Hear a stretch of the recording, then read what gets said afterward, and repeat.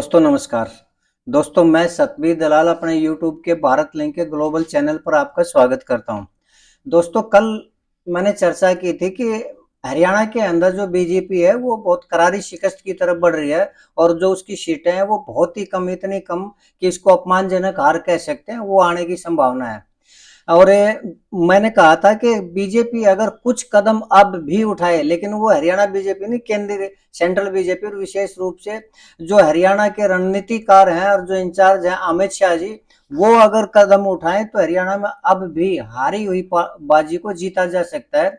उसमें से मैंने कल एक कदम बताया था कि क्या करना चाहिए। उसका जो पहला स्टेप था वो कल बताया था। आज मैं दूसरा स्टेप बताऊं। इससे पहले हम चर्चा करना चाहेंगे टिकट की जो सूची आई है, बीजेपी की जो 67 उम्मीदवारों की लिस्ट आई है, उसके बारे में चर्चा करना चाहेंगे। तो जैसे ही दोस्तों ये 67 उम्मीदवारों की लिस्ट बीजेपी की आई, बीजेपी ने जारी की, उसी टाइम से बीजेपी के अंदर कोहराम मचा हुआ है। और जो लोग टिकट नहीं ले पाए वो इतनी बुरी तरह से रोने पीटने लग रहे हैं, मीडिया के सामने भी रोने लग रहे हैं। ऐसे बहुत से कद्दावर नेता बीजेपी के जिनका एक रुतबा हुआ करता, वो मीडिया के सामने रोने लग रहे हैं। उनकी आंखों से आंसू आने लग रहे हैं और वो खुल के वो लोग ये कहने लग रहे हैं कि हम बीजेपी को हराएंगे और हर हालत में हराएंगे। दोस्तों 67 उम्मीदवारों की लिस्ट में से 30 उम्मीदवार ऐसे हैं जिन्होंने ये कसम खाई है कि हम बीजेपी को हर हालत में हराएंगे और उसका सुपड़ा साफ कर देंगे। जिन लोगों को टिकट नहीं मिली वो, उन्हीं 30 में से मैं एक चर्चा करना चाहूंगा। जो भाजपा के प्रदेश अध्यक्ष हुआ करते ओबीसी सेल के कर्णदेव कंबोज जी, कर्णदेव कंबोज जी का जैसे ही टिकट कटा तो उन्होंने मीडिया के सामने इतना हो हल्ला किया, लेकिन वो एक कद्दावर नेता थे। उनको मनाने के लिए खुद चीफ मिनिस्टर नायब सैनी जी मिलने के लिए गए उनसे, लेकिन जब वो मिलने के लिए गए थे तो न उन्होंने बात, कर्णदेव कंबोज जी ने न सिर्फ उनसे बात करने से मना किया बल्कि उनका अपमान भी किया एक तरह से। क्योंकि नायब सैनी ने, जो कि चीफ मिनिस्टर हैं, उन्होंने उनसे हाथ मिलाने की कोशिश की तो उनके हाथों को झटक दिया और उसके अंदर, मीटिंग के अंदर, उनके समर्थकों ने, उन्होंने खुद ये कहा कि अब या तो हमारे को टिकट दी जाए और नहीं तो हम खुद बीजेपी को बुरी तरह से इस पे हराएंगे। और जो अपमान सीएम का किया उन्होंने, उनके कार्यकर्ताओं ने, ऐसा शायद ही कभी किसी नेता का उसके विधायक के द्वारा ऐसा अपमान हुआ होगा। ये मुश्किल ही ऐसे उदाहरण देखने को मिलते। तो कहने का मतलब ये है कि पहले ही बीजेपी की जो हालत थी वो खस्ता थी और आज टिकट वितरण के लिए जो मारामारी हुई है और जो विरोध हुआ है वो वास्तव में अतुलनीय है। और इसी विरोध को देखते हुए बीजेपी हाईकमान तो सहम ही गया है, कांग्रेस भी इस चीज को देखते हुए सहम गई और वो अपनी लिस्ट को डिले कर रही है। और यकीन सभी को है कि जैसे ही कांग्रेस की भी टिकट आएगी यहाँ पर भी ऐसा ही कोहराम मचेगा। लोग ऐसे जिनको टिकट नहीं मिला वो दूसरी पार्टियों में जाएंगे या फिर आजाद उम्मीदवार लड़ेंगे और अपने ही उम्मीदवार को हराने की कोशिश करेंगे। तो ऐसे में बीजेपी को छोड़िए, इसको भी समझ में नहीं आ रहा, कांग्रेस को भी ये समझ नहीं आ रहा कि क्या करना चाहिए, कैसे इस चीज को हैंडल करना चाहिए। तो इसके लिए दोस्तों मैं एक सुझाव देना चाहूंगा कांग्रेस पार्टी को और विशेष रूप से भूपेंद्र हुड्डा जी को। भूपेंद्र हुड्डा जी ने 2004 में मास्टर स्ट्रोक खेला था दोस्तों। ऐसा मास्टर स्ट्रोक शायद आज तक किसी भी पार्टी ने नहीं खेला होगा। तो वो मास्टर स्ट्रोक भूपेंद्र हुड्डा को दोबारा से अपनाना पड़ेगा। और अगर वो मास्टर स्ट्रोक भूपेंद्र हुड्डा ने अब की बार खेला तो मेरे हिसाब से जितने भी विरोधी हैं या जिनको टिकट नहीं मिलेगा, क्योंकि सबसे ज्यादा लंबी सूची जो टिकट चाहने वालों की वो कांग्रेस की है, और उनको टिकट नहीं मिलेगा तो वो कुछ भी नहीं कर पाएंगे। और जो बेचैनी है और जो हराने का प्रयास होगा कांग्रेस को या उसके उम्मीदवार को, वो भी उनका धरा का धरा रह जाएगा एक तरह से, यानी साइड में रखा जाएगा।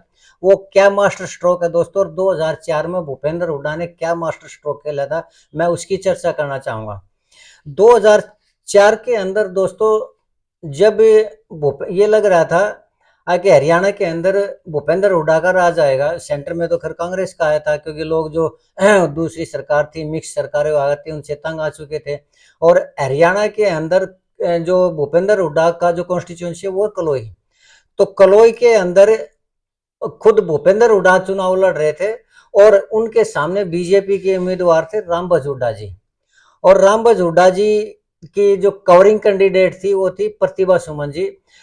तो प्रतिभा सुमन जी अगर किसी भी वजह से रामबन हुड्डा चुनाव नहीं लड़ते या उनका नॉमिनेशन कैंसिल हो जाता तो उसके बदले में फिर जो फॉर्म भरा गया था कवरिंग कैंडिडेट थी प्रतिभा सुमन जी थी, वो चुनाव लड़ती। लेकिन इस चीज को देखते हुए जो मास्टर स्ट्रोक था वो ये था कि रामबन हुड्डा ने इलेक्शन का जो नॉमिनेशन फाइल होता है ना वो लास्ट मोमेंट पे, यानी जब आखिरी तारीख थी, उस आखिरी तारीख से सिर्फ 2 मिनट या 5 मिनट पहले अपना नॉमिनेशन विड्रॉल कर लिया। उसका नतीजा क्या हुआ कि जो कवरिंग कैंडिडेट थी प्रतिभा सुमन जी, वो भी चुनाव नहीं लड़ पाई और भूपेंद्र हुड्डा जी रिकॉर्ड मतों से जीत हुए, जीते, उसमें जीत दर्ज करवाई उन्होंने भूपेंद्र हुड्डा जी ने। तो ये एक ऐसा मास्टर स्ट्रोक था दोस्तों कि पूरी इसमें बीजेपी भी हथपड़ रह गई थी और इसका काफी चर्चा भी हुई थी। और अगर थोड़ा सा भी टाइम वो पहले एक दिन पहले, 2 दिन पहले या लास्ट में 1 घंटा 2 घंटा पहले रामबन हुड्डा अगर अपनी नॉमिनेशन वापस लेते तो प्रतिभा सुमन जी चुनाव लड़ती और इतने रिकॉर्ड मतों से भूपेंद्र हुड्डा की जो जीत थी वो नहीं होती। मैं थोड़ा हाँ दोस्तों प्रतिभा सुमन जी के बारे में बताना चाहूंगा। प्रतिभा सुमन जी हरियाणा महिला आयोग की अध्यक्ष रही हैं और बहुत ही जेंटल महिला है, थोरो जेंटल महिला है। कोई भी अगर छोटे से छोटा आदमी भी उनके पास जाता है तो उनसे इतनी रेस्पेक्ट से और इज्जत से बात करते हैं कि उस आदमी को भी ये लगता है कि ये मेरे परिवार की सदस्य है। और वो अगर कोई काम मान लो वो नहीं भी करवा पाती तो सही रास्ता दिखाते हैं वो। कई बार मुझे भी काम पड़ा है उनसे, तो मुझे भी ऐसा लगा है कि इससे बेटर समाधान और कोई हो नहीं सकता। तो दोस्तों प्रतिभा सुमन जी का ये था। लेकिन हाँ, थोड़ा सा टाइम में एक चर्चा और करना चाहूंगा। एक महिला है, दबंग महिला है और नेत्री हैं बीजेपी की, वो है सुनीता दुग्गल जी। सुनीता दुग्गल जी 2004 में आईआरएस का पद छोड़ के और चुनाव लड़ने आई थी। तो उस टाइम में उनकी जो चर्चा थी ना वो पटौदी से थी और वो पटौदी में ही उन्होंने अपनी कैंपेनिंग शुरू कर दी थी इलेक्शन, एमएलए का इलेक्शन लड़ने के लिए। सुनीता दुग्गल जी के बारे में मैं बताऊं कि उनके जो हस्बैंड है वो राजेश दुग्गल जी आईपीएस और बहुत दबंग अधिकारी हैं और खुद सुनीता दुग्गल जी हैं वो आईआरएस यानी एक बहुत बड़ी अधिकारी रही हैं। तो मैंने उनका इंटरव्यू लेने की सोची तो उन्होंने मुझे टाइम दिया कि मैं पटौदी जाने लग रही हूँ, तो रास्ते में गाड़ी में मैं आपको अपना इंटरव्यू दूंगी। तो मैं गाड़ी में बैठा, पीछे पीछे मेरी गाड़ी आ रही थी। तो उन्होंने जो मैं क्वेश्चन पूछ रहा था, क्वेश्चन ये था कि आप पैराशूट से पटौदी में आई हैं तो लोग आपको क्यों वोट देंगे। तो इससे वो भड़क गई मेरे ऊपर, मतलब नाराज होगी और डांट मारने लगी। उन्होंने कहा आप ऐसे मत लिखिए, ऐसे लिखिए। तो मैंने कहा कि मैडम जी आप मुझे डिक्टेट नहीं कर सकते, लेकिन अधिकारी तो अधिकारी और वो भी एक पावरफुल और दबंग अधिकारी हो तो उसकी तो नेचर ही होती है। तो ऐसे में अगर मुझे ये लगा कि अब मैडम मुझे गाड़ी से बाहर निकाले, इससे अच्छा ये है कि मैं खुद ही गाड़ी से निकल जाऊँ। और मैंने ड्राइवर को रिक्वेस्ट की कि सर थोड़ा रोकना, नहीं तो मेरे साथ भी ऐसा हाल होगा। आपको याद है कि एक जो पत्रकार थे वो हवाई जहाज में नरेंद्र मोदी जी का इंटरव्यू लेने लग रहे थे और उन्होंने एक ऐसा सवाल पूछ लिया था कि मोदी जी ने जाना और कहीं था लेकिन एयरपोर्ट पे उतर के ना उसको चलता कर दिया था और वो बेचारा फिर बसों में पता नहीं कहाँ कहाँ से धक्के खा के न वो वापस आया था। और मुझे वो एकदम से याद आ गया। तो मेरे सामने तो खैर ये नौबत इसलिए नहीं आई कि पीछे पीछे मेरी गाड़ी थी, लेकिन कहने का मतलब ये है कि दबंग अधिकारी जो होते हैं वो राजनीति में थोड़ा देर से एडजस्ट हो पाते हैं। तो खैर चलिए, ये तो एक ऐसे उदाहरण थे कि जो वक्त पे थोड़ा याद आ गया। तो मेरा कहने का मतलब ये है कि अगर भूपेंद्र हुड्डा 2004 का मास्टर स्ट्रोक एक बार फिर से 20 साल के बाद अगर खेलते हैं और जितने भी अपने उम्मीदवार हैं उनको चुपचाप ये कह सकते हैं कि आपने लास्ट मोमेंट के ऊपर अपनी नॉमिनेशन फाइल करनी है और लिस्ट जारी ही ना करें, उसकी बजाय जिस जिसको उन्होंने चुनाव लड़वाना है लास्ट मोमेंट के ऊपर अगर उनका नॉमिनेशन फाइल करवाए तो जो असंतोष जो होगा वो इतना ज्यादा असंतोष नहीं होगा। और जिनको टिकट नहीं मिला जैसे वो भड़क रहे बीजेपी के ऊपर, वो थोड़ा सा भड़केंगे, उछलेंगे, लेकिन वो कुछ कर नहीं पाएंगे। क्यों? क्योंकि वो न तो किसी पार्टी में जा पाएंगे, न वो निर्दलीय उम्मीदवार लड़ पाएंगे, उम्मीदवार के रूप में चुनाव लड़ पाएंगे।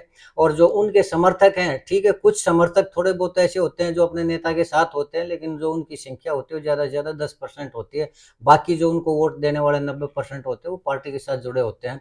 तो इस सिचुएशन में अगर भूपेंद्र हुड्डा ये काम करते तो उसको किसी भी तरह का कोई भी नुकसान नहीं होगा। लेकिन खैर ये तो कांग्रेस का काम है कि वो क्या करते हैं, कैसे करते हैं। लेकिन फिलहाल बीजेपी के उम्मीदवारों के असंतोष को देखते हुए, विद्रोह को देखते हुए बीजेपी तो इसमें वो है ही है, मायूस है ही है। कांग्रेस भी इससे डरी हुई है कि अगर हमने लिस्ट जारी कर दी तो लिस्ट जारी करते ही जो हाल बीजेपी के उम्मीदवारों में हुआ है, जो हड़कंप उसमें मचा है, वो कांग्रेस में भी हो सकता है और जो कद्दावर नेता है वो दूसरी पार्टियों में जा सकते हैं। तो इस चीज़ को रोकने का मेरे हिसाब से इससे ज़्यादा और कोई बेहतर नहीं है मामला। और अगर इस कदम के अलावा और कोई कांग्रेस के पास कोई कदम है ही नहीं दोस्तों। तो ये तो था इसके बारे में, जो लिस्ट जारी हुई है उसके बारे में। अभी बीजेपी की जो लिस्ट है वो 67 उम्मीदवारों की आई है दोस्तों। अभी तो 23 उम्मीदवारों की और लिस्ट जारी करनी है। 23 उम्मीदवारों में भी यही हाल होगा।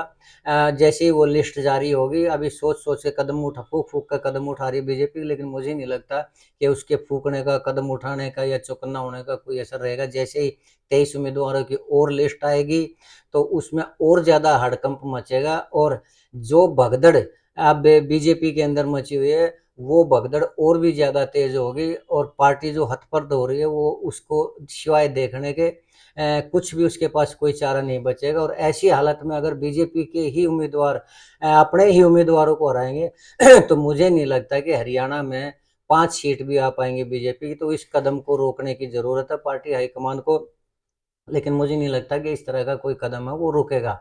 लेकिन खैर दोस्तों, ये तो था लिस्ट के बारे में चर्चा।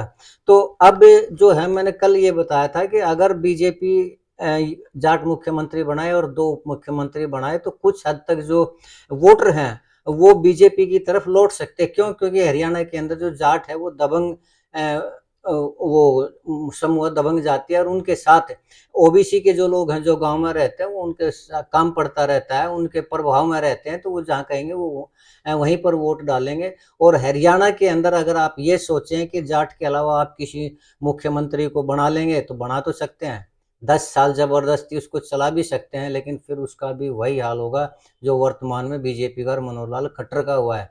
तो लोकतंत्र के अंदर जबरदस्ती नहीं चलती। अगर बीजेपी सोच समझ के कदम उठाती है और इस तरह के कदम उठाती है तो यकीनन उसको बेनिफिट होगा, लेकिन उसके लिए अमित शाह को ये भरोसा दिलाना होगा कि हरियाणा की राजनीति के अंदर मनोहर लाल खट्टर की एंट्री इनडायरेक्ट रूप से भी नहीं होगी। क्यों? क्योंकि अभी तक जो भी परिस्थितियां हुई है, आज भी लोग यही मानते हैं कि भले ही चेहरा नायब सैनिक का हो, लेकिन हरियाणा की जो पॉलिटिक्स है, जो रणनीति है, वो मनोहर लाल खट्टर जी ही बनाते हैं और उन्हीं की चलती है। इसीलिए मैंने एक वीडियो बनाई थी कि खट्टर ने दी शाह को मात, शाह को पटकनी थी। तो वास्तव में ये पटकनी का यही तात्पर्य है कि हरियाणा के मामले में मुझे नहीं लगता कि अमित शाह की रणनीति चल पाएगी। यहाँ चल पाएगी तो मनोहर लाल खट्टर की ही चल पाएगी। और मनोहर जो एंटी इनकम्बेंसी है वो मनोहर लाल खट्टर के खिलाफ है, बीजेपी के खिलाफ नहीं है। तो ये कदम मेरे हिसाब से उठाना पड़ेगा ही पड़ेगा।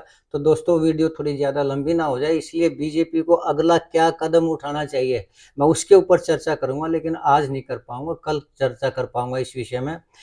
तो आज की मैं इतनी बात करना चाहूँगा। और अगर आपको ये लगा कि मेरा ये वीडियो ठीक है और आपने देखा तो इसके लिए मैं आपके लिए बहुत बहुत शुक्रगुजार हूँ, आपका धन्यवाद हूँ। लेकिन एक ज़रूर रिक्वेस्ट करना चाहूँगा, आप अपने कमेंट ज़रूर दें दोस्तों। क्यों? क्योंकि ज़रूरी तो नहीं कि मैं ठीक हूँ, ज़रूरी तो नहीं कि मेरे हर विचार ठीक हो और मेरे जो सुझाव हैं वो ठीक हों। हो सकता है मैं गलत हूँ, हर मामले में गलत हो सकता हूँ। तो आप अपने सुझाव ज़रूर दें ताकि मैं अपने आप को करेक्ट करूँ और दोबारा से विचार करके अपने उसके ऊपर और फिर दोबारा मैं अपने विचार आप लोगों को रख सकूँ। तो कमेंट ज़रूर करें दोस्तों। और अगर आपको मेरी ये वीडियो पसंद आई तो आप मेरे चैनल को लाइक करें, कमेंट करें दोस्तों, और सब्सक्राइब ज़रूर करें, क्योंकि आप जितने ज़्यादा सब्सक्राइब करेंगे उतना ही मेरा हौसला बढ़ेगा और मैं आपको वीडियो इसी तरह लाता रहूँगा और आप लोगों के साथ रूबरू होता रहूँगा। इसके साथ ही दोस्तों, आपका एक बार फिर से बहुत बहुत धन्यवाद।